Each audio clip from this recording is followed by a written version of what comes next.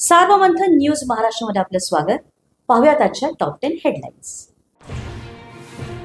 पेपरफुटी प्रकरणी कठोर कायदा बनवण्याच्या विधेयकाला केंद्रीय कॅबिनेटची मंजुरी. 10 वर्षांची शिक्षा आणि 10 कोटींच्या दंडाची तरतूद. पुढच्या आठवड्यामध्ये संसदेत विधेयक सादर होण्याची शक्यता.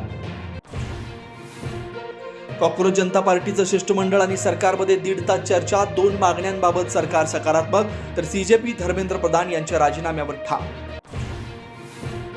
ठाकरे बंधूंच्या 26 जुलैच्या मुंबईतल्या मोर्चात काँग्रेसही सहभागी होणार. रणनीती ठरवण्यासाठी महाविकास आघाडीची आज बैठक, तर आज संध्याकाळी शिवाजी पार्कवर तिरंगा रॅली. सीजेपीच्या आंदोलनाच्या समर्थनासाठी राज्यभर आंदोलन. शिवाजी पार्कमध्ये ज्युनियर ठाकरेंचं आंदोलन, तर पुण्यामध्ये आणि ठाण्यात विद्यार्थी उतरले रस्त्यावर. सोनम वांगचुक यांनी उपोषण मागे घेतल्यानंतर सीजेपीकडून आनंद व्यक्त.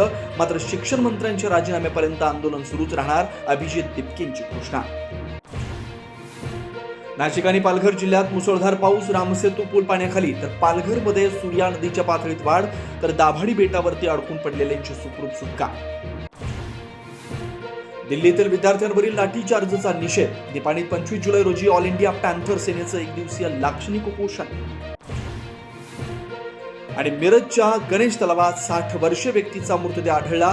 ओळख पटवण्याचे प्रयत्न सुरू. सार्वमंथन न्यूज महाराष्ट्राला लाईक करा, शेअर करा, सबस्क्राईब करा.